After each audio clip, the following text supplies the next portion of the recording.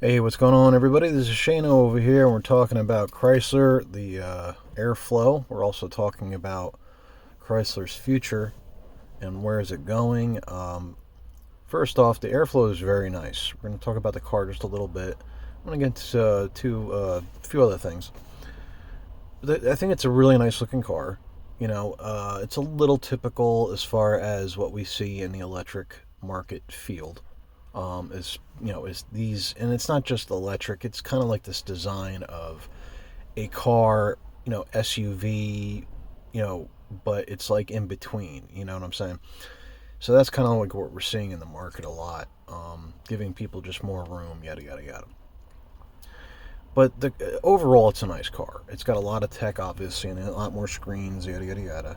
But overall, I think the design is really nice. Now, the price, if it does come out, like, it's just, that's the one thing with Chrysler is like, we all know, Stellantis, all that stuff like that. So, the last year of the Chrysler 300, um, what else do they have in the lineup? Are they going to come out with a whole new lineup? Is Chrysler going to be saved?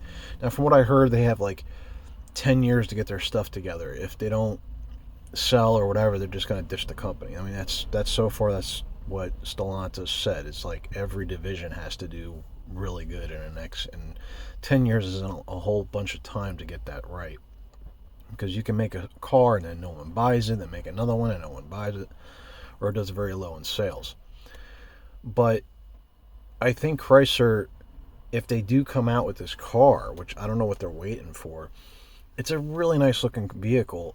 I'm sure the price is going to be higher, and that's the one thing that when you have a brand that hasn't been big in the market for a while, they dropped models, and they're no longer a big name no more.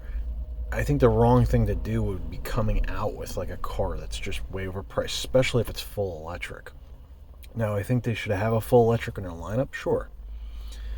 But it would be wise for Chrysler to really, if they want to make a big comeback, you got to get the quality in there. You got to get cars that people want. And you have to make sure that you have that luxury for a reasonable price. So you give more for less, but maintain quality. So putting a four-cylinder turbo, a hybrid, stuff like that would be beneficial for this vehicle. Now, do we see anything else coming from Chrysler? And we really don't see a lot. If they want a new lineup, it should just be pretty much where this is at, like a SUV lineup, like something like Ford does. They could come out with some type of alternative, maybe the platform of the the charger, the new charger coming out, maybe a platform of something different, more luxurified type. I wish that Dodge or Chrysler or whatever would my whole opinion would be, you really want to make a really good competitor that you can use the same platform on, would be like a luxury version. You know how Audi does it, like as far as Volkswagen, they kind of have the same platforms. Volkswagen's getting more similar to Audi, but you have like the lower end, Toyota, Lexus, yada yada yada. So I wish that that Chrysler and, well, now Stellantis, they got all these hands in a cookie jar. I would say bring back the Viper. I mean, you see how successful the Mustang is. So that would be me. Bring back the Viper and make it a V8 or whatever. Have that inline turbo in it, whatever, and make some type of fastback style car. Obviously, people, my opinion, having a V8 would be the best key, to still have some type of newer overhead, dual overhead cam V8 Hemi or something like that to keep in that lineup for the enthusiasts and stuff. But besides that part, that's what I think they're missing. I think they can bring back the Viper nameplate. Instead of making a V10 two-seater, they can make something like the Mustang. And then have one model for Dodge, and you have a new Viper that's more streetable, that's more. But I'll get into another video later about that. But I think that That's, they need a good lineup. They need vehicles that people want. They need it at a reasonable price. And if Chrysler really wants to make that comeback, this is a really nice car. And that's the recipe, though. They start coming out with something that's just way overpriced. Only a few people are going to buy it. It's as simple as that. Only a few people are going to buy it. They're like, at this point in the market, it's like, as long as it's nice, a brand comes over, it's a really nice car. But like, you look at Fiat and horrible little looking cars. They were ugly. They were cheap. That's the best. That was only, and they were good on gas. But that was like the best part, was cheap and good on gas. Other than that, they were piles of crap. They were just they're good around maybe cities and small spaces. The cities of Italy or something like that. But it's not. It doesn't work here. It really doesn't work here if you're going to sell massive amount of vehicles. So I think if Chrysler wants to make a comeback, that's the recipe, Chrysler. You need to tell Stellantis, like, yeah, we want to really step it up a notch, but we can't just throw a vehicle out with a huge price tag, and we don't even have like a big lineup. So I think Chrysler needs to jump on the, almost like, I don't think they'll ever be back to where they were, if you can call them a luxury brand. Excuse me.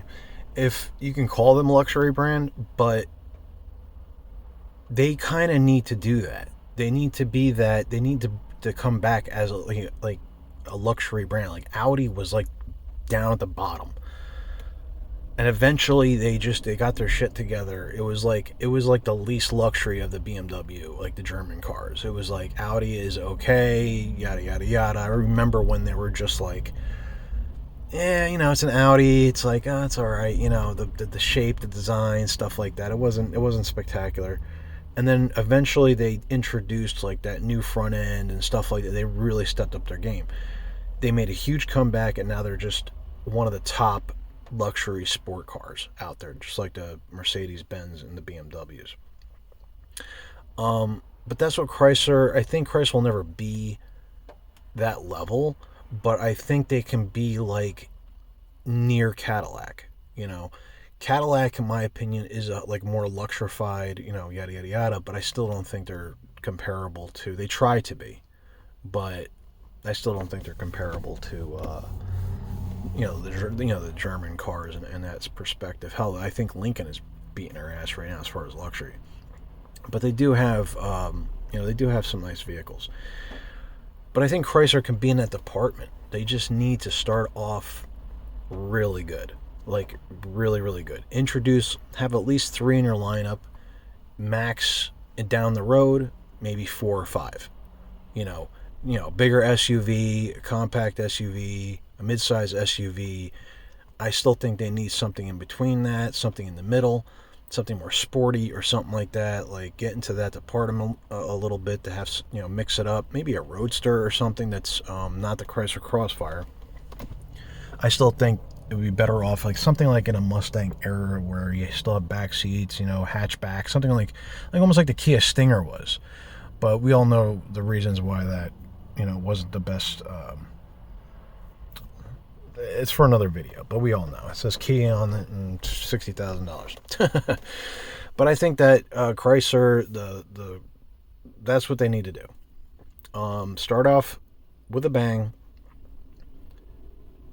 Do it good, do it for less, give more, and that will be a good recipe to start off, and make sure the cars have good quality as far as reliability, stuff like that. Start new. Start from the ground up and introduce yourself as the mid-luxury level company. If they do that and stop going cheap and just changing badges or whatever else, like the Chrysler 300 is a really nice car, but that's the one thing about them, is they didn't even update the interior after all those years. Very mild updates. It's still nice, but seriously, it's like a 10-year-old interior. No, it's like 13 years old or something like that, or 12-year-old interior, going on 13 years old. And they only did mild updates to like the dash and stuff like that. So that's what I'm talking about. It's a nice looking car. It always will be. But I think Chrysler does have one recipe is when they do something like the Chrysler Crossfire, that still looks good today.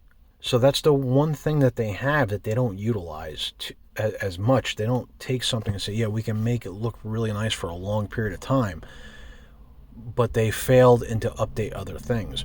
This car right here will look good for a long period of time, in my opinion. Eventually, it will, age, but I think these designs will age very well. Something like I would say in a lineup of like certain Porsches and stuff like that. So if they just keep the ball rolling, keep the recipe going, they will do successful. They will actually get back into the game, and the brand will just get bigger and bigger and bigger. So that's all I got for you guys today about the airflow. I'm obviously not going through the specs. It's been out for a year or so, or maybe even a year and a half, almost 2 years. The concepts, all that stuff like that. So, but we haven't seen or heard anything as far as the car coming out, where Chrysler's going. We're going to see between 2024, 2025, 2026, next couple of years. We're going to see where this brand goes. Or is it the end of Chrysler? Let me know in the comments down below, guys. I'm going to get out of here. Later.